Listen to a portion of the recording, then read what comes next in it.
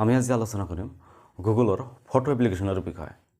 এই photo এপ্লিকেশ্যনৰ use আমি maximum মানুহেই নকৰোঁ, কিন্তু আজি আমি আলোচনা কৰিম এই গুগলৰ এই ফটো এপ্লিকেশ্যনৰ বিষয়ে। ইয়াৰ কিছুমান ধুনীয়া সুবিধা আছে যি জনাটো আপোনাৰ অতি প্ৰয়োজনীয়। এই ভিডিঅ'টো চাই থাকিব।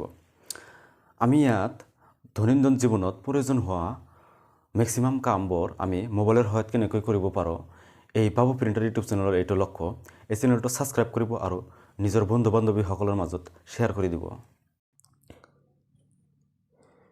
এইটো গুগলৰ ফটো এপ্লিকেশ্যন আৰু এইটো নৰ্মাল আমাৰ গেলাৰীৰ এপ্লিকেশ্যন।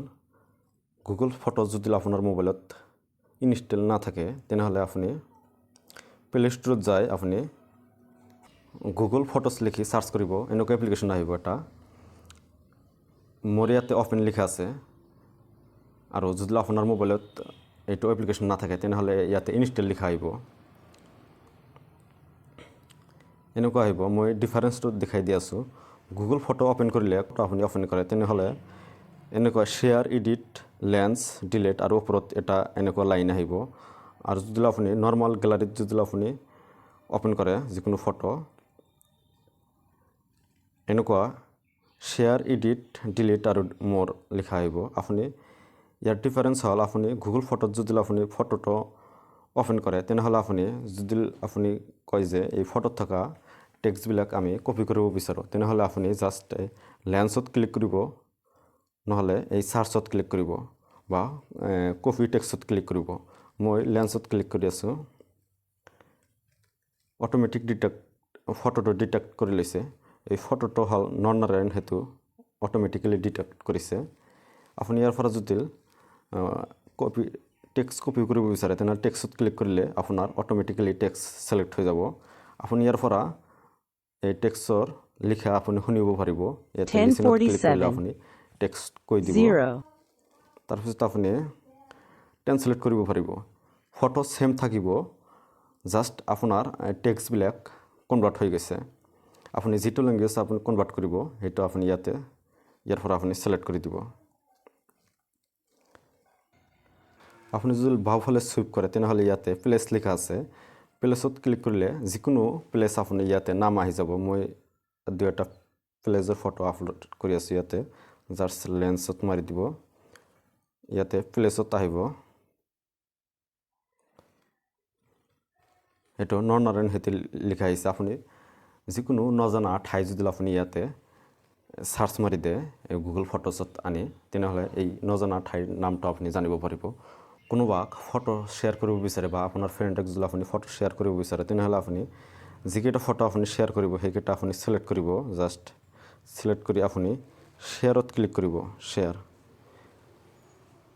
ইয়াতে ক্ৰিয়েট লিংক ইয়াতে ক্লিক কৰিলে আপুনি যিকেইটা ফটো আপুনি চেণ্ড কৰিব বিচাৰে সেইকেইটাৰ অনলাইনত আপলোড হৈ আপুনি এটা লিংক ক্ৰিয়েট হ'ব। এই লিংকটো যদি আপুনি তাৰ টেক্সট মেছেজ বা আপুনি তাৰ হোৱাটছআপত চেণ্ড কৰি দিয়ে তেনেহ'লে এই হোৱাটছআপত ক্লিক কৰিলে আপুনি যিকেইটা ফটো শ্বেয়াৰ কৰিছে সেইকেইটা ফটো তেওঁ এক্সেছ কৰিব পাৰিব বা তেওঁ ডাউনলোড বা তেওঁ মোবাইলত দেখিব পাৰিব সেইকেইটা ফটো। আপোনাৰ মোবাইলত থকা যিটো গেলাৰী তাৰ পৰা যদি আপুনি কোনো ফটো যদি আপুনি গুগল ফটোছত ফটো আপলোড কৰিব বিচাৰে, কেনেকৈ আপলোড কৰিব? জাষ্ট আপুনি যিটো ফটো আপলোড কৰিব বিচাৰে সেইটো হোল্ড কৰি ধৰি ৰাখিব, শ্বেয়াৰত ক্লিক কৰিব। এনেকুৱা হ'ব আপলোড ফটোছ আপলোডটো এনেকুৱা লিখা আহিব। আপুনি এনেকুৱা ৰাখি আপলোডত ক্লিক কৰিলে আপোনাৰ গুগলছ এপ্লিকেশ্যনত সেই ফটোটো আপলোড হৈ যাব। আপোনাৰ গুগলছ এপ্লিকেশ্যনত কিমান ষ্ট'ৰেজ আছে ইয়াতে দেখিবলৈ পাব। 15 GB আপুনি ফ্ৰী স্পেচ পাব। আপোনাৰ মোবাইলত ফটো যদি ডিলিট হৈ যায়, ইয়াতে যদি আপলোড কৰি থয় তেনেহ'লে ইয়াৰ পৰা ডিলিট নহয়। যিটো ফটোৰ প্ৰয়োজন এনেকৈ আপুনি আপলোড কৰি থ'ব পাৰে আপুনি গুগল ফটোছত। এই গুগল ফটোছত আপুনি কি ফটো বা কিমান ফটো আপুনি আপলোড কৰিছে এইটো যদি আপুনি দেখিব বিচাৰে তেনেহ'লে আপুনি গুগল ক্ৰম অ'পেন কৰিব। ইয়াতে google.com চাৰ্চ কৰিব। আপুনি 9 ডটত ক্লিক কৰি ইয়াতে ফটোছ লিখা আছে ইয়াতে ক্লিক কৰিব।